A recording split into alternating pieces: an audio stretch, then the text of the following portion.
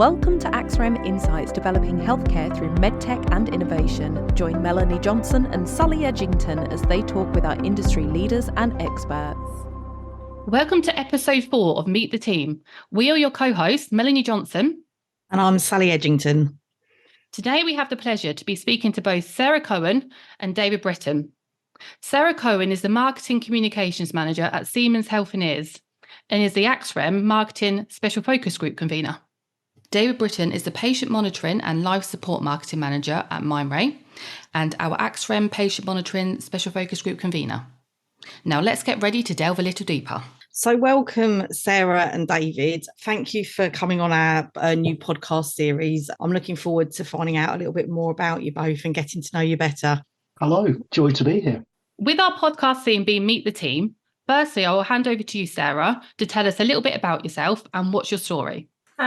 So I'm Sarah, as you've said. I guess I've been lucky to fall into a job I love, so have been with Siemens for a while, but kind of doing my backstory, I guess I wasn't overly academic at school. I did a GMBQ in business and then went to university because all my friends were going, so I thought I would go. I didn't know what I wanted to do. I honestly did not have a clue. University was a hell of a lot cheaper then. Maybe I wouldn't do that now, but back then that's what I did. Maybe didn't get the university experience because I did live at home and I went into university only a couple of times a week. But while I was there, I was working at Sainsbury's, and you could say I got a few little promotions at Sainsbury's, starting out as a checkout assistant, moving on to the kiosk and lottery, which back then was a promotion, and then supervisor for the tills. So I did a business degree. I got a 2-1, and then my dad said he would pay for me to do a master's. So I stayed on and did a master's in international business. I really enjoyed the marketing modules. So I think going to university was a good thing because it showed me what I wanted to do. I did a 9-month maternity cover as a marketing assistant at a local college before moving on to a leisure centre for 18 months, and then got a job with Siemens Medical, as it was then known, as a marketing assistant. And my first role really was running our customer training days, looking after our internet, which was a very different beast back then, and just supporting the rest of the team. I've now been with Siemens 17 years and 10 months. But I've done a mixture of roles. Again, I've kind of moved from more assistant and supporting to managing. And my role as it stands at the moment is supporting communications for our diagnostic imaging business, managing our cross-business events and digital engagement. And last year, I took on a role outside of Siemens Healthineers with AXREM as the marketing convener. And that's exposed me to a much wider environment in healthcare. Excellent, thank you. And David, same to you. Tell us a little bit about yourself. What's your story? Thank you very much for asking. So I came to the UK when I was 14. I was fortunate enough to be born and live abroad until then. So lived in East Africa, the South Pacific and the Middle East. So I loved that. And then I had to face reality and actually get an education and a job. So my university went to Bristol. Also did business studies, funnily enough, but specialising in marketing and in advertising. So great course, really enjoyed it. And then on leaving there, got my first job in an advertising agency, a small advertising agency, where I sold space in Pig Breeders Weekly, which is very exciting, or may it be Pig Breeders Monthly. But that was my first introduction to sales and, if you like, marketing and advertising. And then moved on to a sales job because I could get a lot more money in sales. Did that for 10 years, and that was with Johnson & Johnson. Really enjoyed my time there. And then I got ambition about 10 years into my career. And I've been a sales and marketing manager ever since. Johnson & Johnson, GE for 20 odd years, Philips, and then at Mindray. So really enjoyed my time, learned a lot from my customers, learned a lot from my colleagues. You know, it's been a real joy. And anybody out there who wants a career, I absolutely have to say that sales and marketing is fantastic, but particularly in healthcare, it's really rewarding. So I love it, and that's me. Thanks, David. And I think what's really nice is seeing that Sarah's been at Siemens almost forever. And David, you've kind of, like a lot of our members, have sort of moved around some of our different member companies. So it's actually quite an interesting perspective. Sarah, I know that when I think about our marketing special focus group, people say to me, what's the group about? And I always say, all things marketing. So bearing in mind that you've been in your role for such a long time, and you've obviously got a lot of experience and worked your way up with Siemens, I just wonder, I've seen big changes even in the 5 years that I've been with AXREM. So what kind of changes have you seen in the marketing landscape, how marketing has evolved and changed, and the way that you engage with your customers, how is that now different? It'd just be really good to kind of find that out from you. Yeah, I mean, I think a lot more has definitely moved online. I think the internet has revolutionised marketing. I mean, I remember dial-up internet and how you couldn't be on the phone and on the internet at the same time, and every page took forever to load. And when I first started working for Siemens Healthineers, we had a website. 17 years is a long time. I can't really exactly remember what it was like, but it definitely was not what it is today. And I think nowadays, web pages probably are more engaging, more visual. You see more infographics, you see more video content. We've now got personalization of customer journeys. You look at Amazon, and I ordered something yesterday, and today they've told me I might be interested in something similar. And also nowadays you have to think about the device that people are consuming material on. So whatever we now create has to be short and snappy and more visually appealing and work on different platforms. I think email marketing and marketing automation, we used to send post invites to people in hospitals. They would fall into a black hole, or, eventually a letter would get through to somebody, but weeks later, the event might already have passed. Whereas nowadays I can send an invite out and see registrations coming in immediately.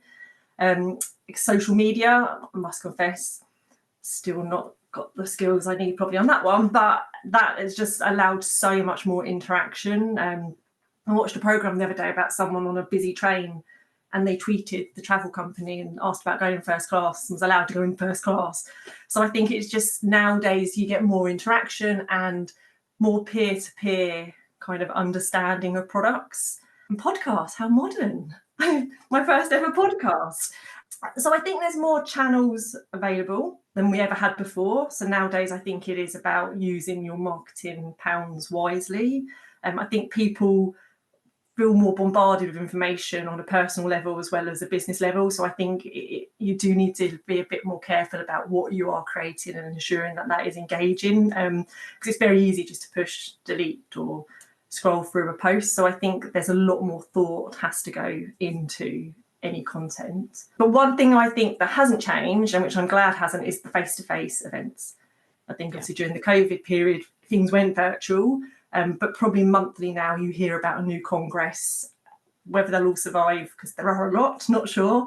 But I think it is good to see that people still want that traditional kind of marketing as well as the digital engagement.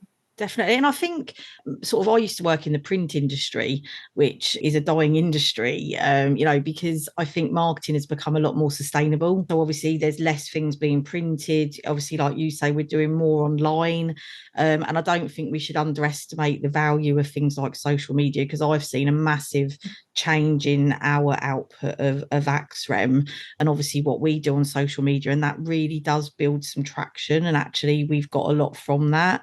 So I think when you think about digital marketing and the use of social media and the internet, what do you think's the kind of next big innovation in marketing? Is there something on the horizon? Is there things that you're starting to see that's happening or that other people are doing that you think could come into our industry? I think AI is going to be huge for every industry. I recently saw some AI technology that will do training courses for you. So you'll plug in the content, but it just means it allows you to do it in a dialect. So if you were in Liverpool, you could have a Liverpudlian dialect. If you're doing it for a global company, it can then be translated into different languages. And so I really think AI could have a place to play. I think AR and VR, again, they're kind of there, but I think they're, again, we look at exhibitions and we take pieces of kit with us. One day will you just be able to put a headset on and kind of visualize everything, and then you can take those that equipment everywhere, not just the bigger shows. So yeah, which is a really interesting concept also around sustainability, because obviously taking big kit to shows, there's a sustainable and carbon footprint associated with that, and obviously there's a big cost to our members of having to have big stands to accommodate some of that equipment. So maybe that is the future, and for lots of different reasons that could make it quite interesting. I think there's always pitfalls with modern technology and sort of online things. So they always say that if you put something on social media, even if you delete it, someone's seen it and it's always there. And I think that's, you have to obviously be careful what you put out, even as, you know, on LinkedIn, as on our own personal accounts, we're still there in a professional capacity. So I think that there's fors and against for some of the kind of modern marketing. I don't know whether you agree with that, but I think that, you know, the way that it's changed, we're having to change our behaviours as well. I think in some ways it's a shame because digital, as you said, I agree we're not printing things. I do still like to read a magazine. Me I can, too. if you're sitting on a train or something. Yeah. But I was on the tube recently and there was about 20 of us in the carriage and probably only 2 people were not on their phone. And I just think nowadays, actually, we spend a lot of time staring at our screen. I've been to pubs and people were on their phones, not talking to people. So it does have a place to play. If I lost my phone, my banking's there, my life is on my phone, my calendar's on my phone. But I'm not sure whether in the long run it's a good thing. Yeah, and maybe I think sometimes as well we see it with fashion. What comes around goes around, and it all goes a full circle. And for instance, I'm one of these people where when Rad magazine lands on my doorstep, I'm excited to see what's in there for AXREM and what's going on. And I quite like having that thing you can pick up and you take it with you, and it's not looking on a screen. So maybe we might see a complete turnaround. But yeah, I think it's definitely an interesting landscape. I think moving on, just getting to know a little bit more about you, Sarah. You've obviously got a very busy job, and I know you travel a lot to different shows and exhibitions and things like that. So what do you do personally to switch off? Do you have any kind of hobbies or interests where you can kind of escape the world of Siemens and the health industry to kind of concentrate on Sarah? I used to have the most amazing hobby and I used to love telling everyone about it, and then I stopped. So now that was skydiving. Wow. It kind of made everyone say, wow. Now I'm a little bit more boring and I enjoy Pilates and yoga. Not very good at the meditation. So when we do the pose at the end where we're meant to just lie there and empty our brains, I'm thinking about what I'm going to cook for dinner or what I'm going to do when I get home. But I do sleep well in the evening after, I have to be honest. I love reading. My last 1 week's beach holiday, I read 4 books. I did move to Kindle. I didn't think I would ever give up the paper book, but when you're going on holiday, I can take hundreds of books, so I see the benefit. I'm a fair weather runner, I have to be honest. Haven't run probably in 6 months, but I do have to pick that back up again. We've got 2 runners here, Sally. Yeah, I know. And what a contrast as well from skydiving to Pilates. I mean, you couldn't get one end of the spectrum to the other. And I can see my hobbies have definitely got more boring as I've got older. And I'm sure they'll continue to as I get more old. But I'm going to hand over now to Mel. Yeah, so just obviously recapping on what we spoke to Sarah about, David. Have you got any insights, anything you want to obviously address? Have you seen big changes? Obviously, I'm assuming you have as well. Absolutely. And, I've had 35 years in the industry. And I do recognise that move from sort of paper to electronic. I can still remember getting my first phone. I can still remember getting my first PC. So it feels like I'm one of those Luddites that has come on from horse and cart up to the present electric vehicles. There were only 4 Ps in marketing when I first started out. So product, price, place, promotion. There are a few more now. Could I name them all? Probably not. But there are loads out there. Our customers want to be engaged in different ways, and it's interesting what we say about print, because honestly I still think there's a place for it, because folk are asking for it. They still like to hold something. Is that green? Not particularly. So we do a lot of stuff online as well, like everybody, but the face-to-face stuff really resonates with me, and we tend to do a lot of workshops with our customers now, which seem to give value both ways, educational both ways. The only way we improve is by listening to our customers, and honestly that does really resonate to me.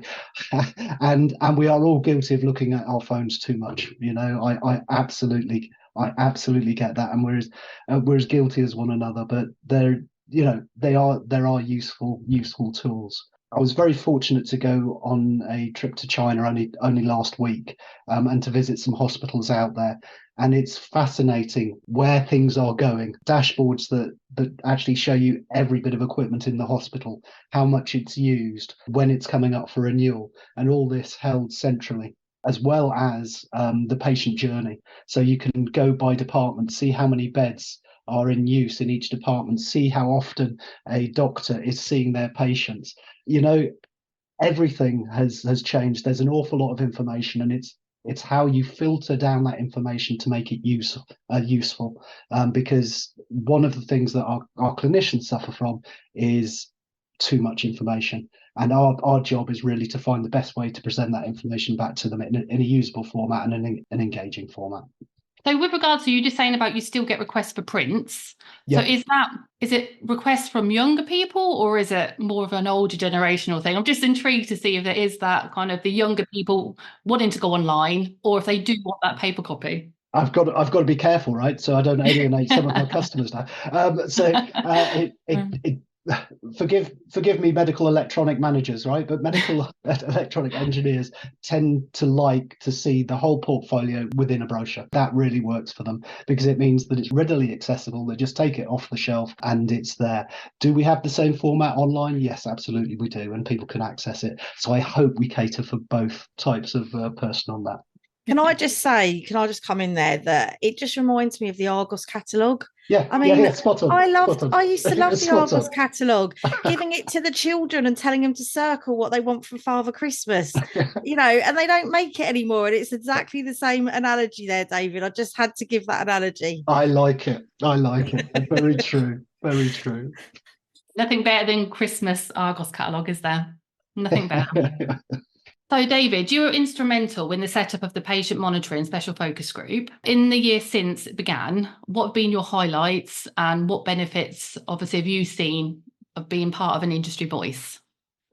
Honestly, it is definitely something I'm very passionate about. I worked in diagnostic imaging for 10 years, and that's really when I first got to know of AXREM.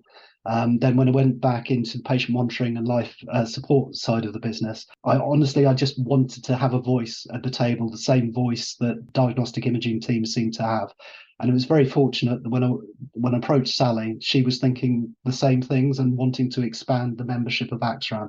So honestly, the timing was perfect, and it happened relatively quickly. I think we all know that Sally has a certain amount of energy about her, and that when she has an idea, can make it happen very, very quickly. We were both able to approach the other companies within the industry, and there was a real need and desire to do this. And the membership has just grown, right? And I think we're now on about 80% of the total patient monitoring businesses represented on AXREM, which is superb. So the real benefit is having that louder voice, because as individual companies, we will be told something and we have no pushback, right? We have no pushback to change the way things are done. The biggest direct benefit I've seen is getting issues on the table and getting them resolved.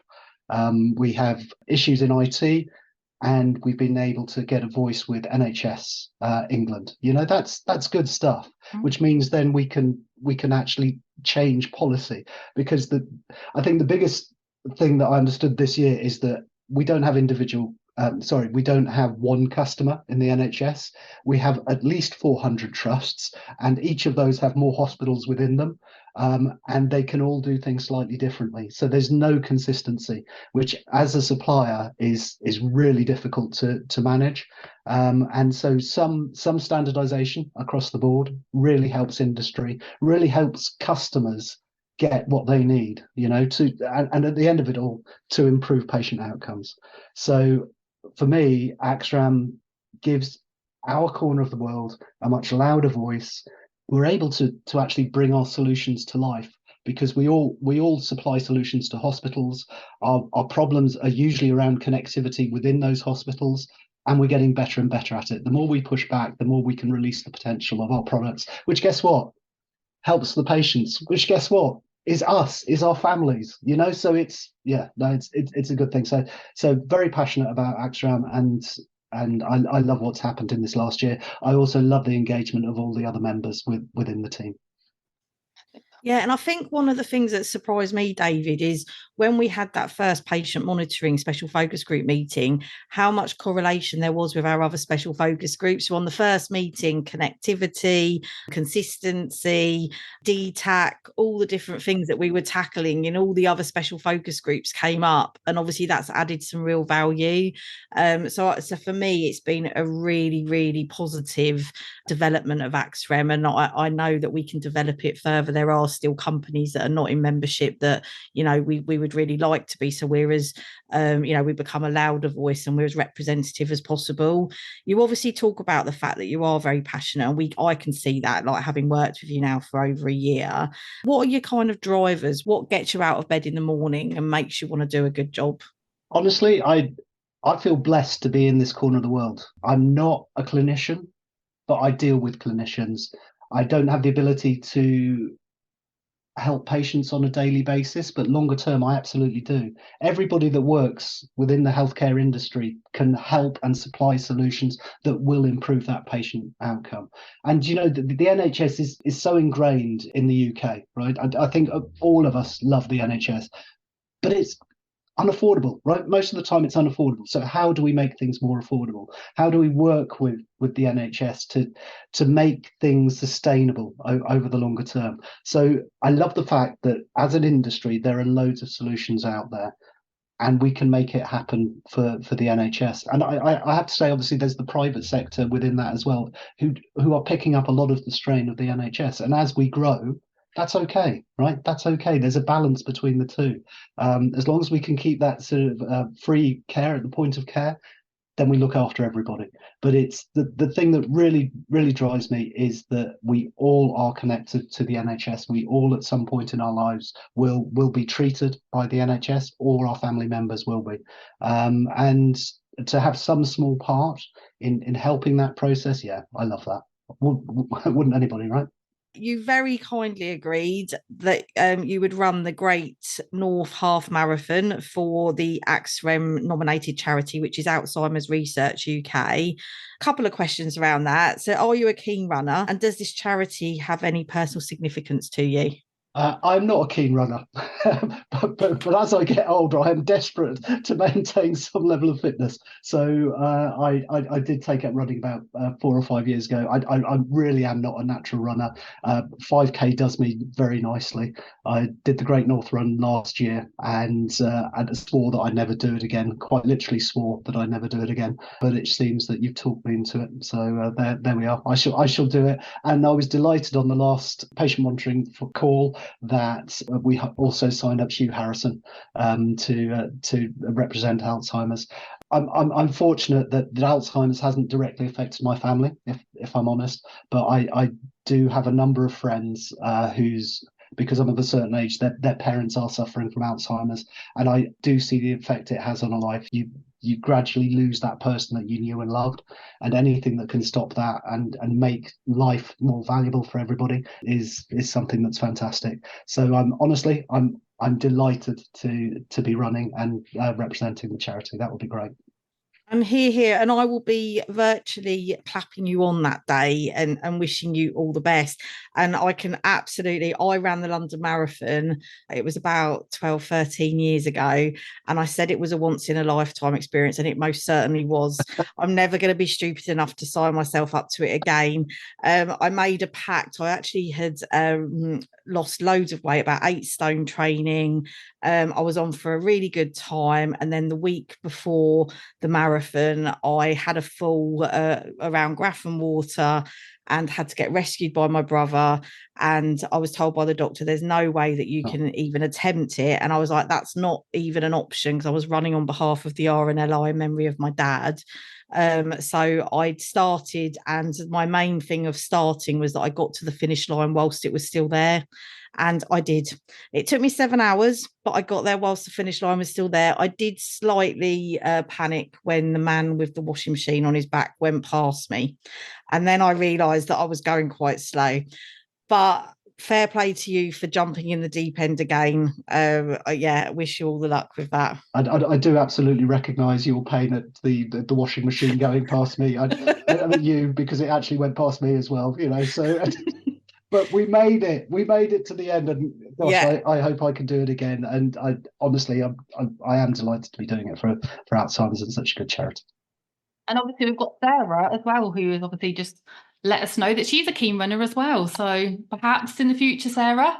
Yeah, maybe not. I have done 3 or 4 half marathons, but yeah, more recently I'm happy with my 5Ks. And anyone that does a marathon, you're mad, but I take my hat off to you. I don't know. Yeah, full respect, full respect. Right, so now this is my little quirky question I like to obviously ask our guests. So I will start with you, Sarah. Okay, if you could compare your life to any song or TV show, what would it be and why? Obviously, David's got a little bit more time to think on this one. So, and just by way of example, Sarah, I'd probably say EastEnders, because my life's been full of complete drama. So, you know, there could be that may get your minds boggling as to what that might be for you. All right. Or David, if you can think of something, chirp in. I can try something, right? I'm not sure what you may not be after this, but I love a band called Pete and Diesel, right? They just have loads of energy. They're from the Western Isles up in Scotland. My happy place is Scotland. Anytime that I need to recenter myself, I disappear up there. But they're full of energy. They're like the Scottish Pogues.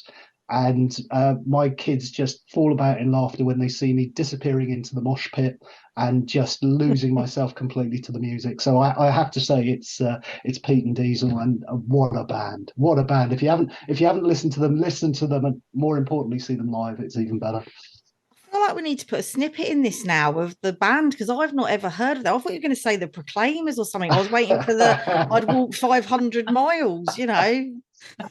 No, David runs 500 miles. No, David does not. David does not. Will not sign up to that.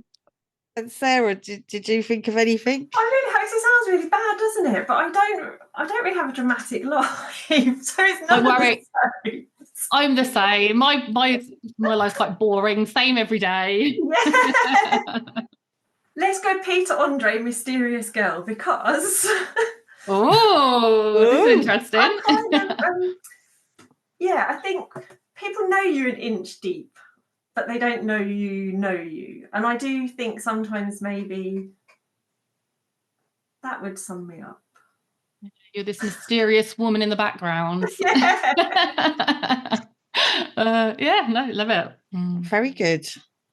And I think as well, like that actually makes me think that sometimes people invest in people. So I think that when people join AXREM, they're also investing in me because, you know, obviously I've predominantly been the face and run AXREM. And I think that they put that trust in me. And I know that David probably in a sales role as well, like, when I've done previous sales roles in the past, you know, there's that element of trust. I might not always be their cheapest option, but I'm the one that they trust, and they know that, you know, I always say the truth, and I'm very direct in the way that I communicate with people.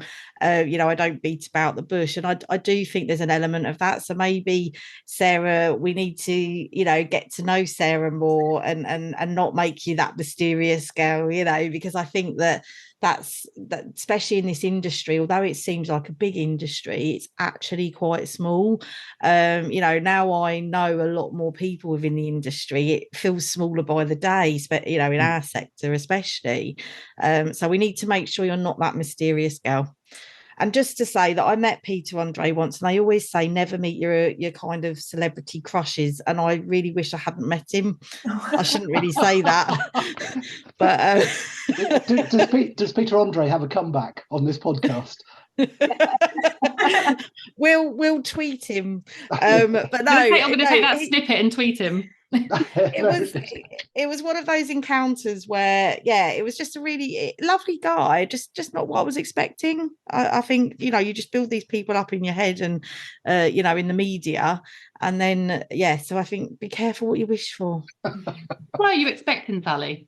I think it was because he had his children with him and they were younger, and I could see that he was subconsciously worrying about his children in the background, so he wasn't really present in, you know, when we met him and stuff like that. So I think it was just, I think he was just preoccupied, and I think, you know, I've always kept work and home life very, very separate, and I know it's difficult if you're in the public eye like that.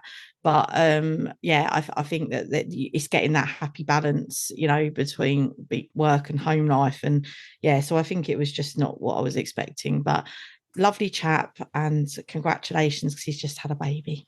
So I think we found out a lot about Sarah and David today. So thank you very much for your time. And I'd like to say, as CEO of AXREM, thank you very much for the time that you put into AXREM.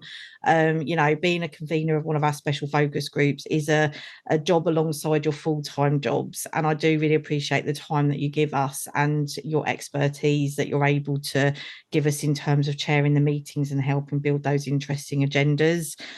So a big thank you to Sarah and David for being our guests for today, and thank you to all of our listeners. Okay, this is the last episode in the series, Meet the Team. Although this isn't everyone, we hope you are getting to know some of the AXREM team a little better. Join me and Sally in a fortnight for season 2, where we'll be getting ready for UKOO with Emma Hyde. If you have enjoyed today's podcast, don't forget to hit subscribe, or feel free to share the podcast with friends.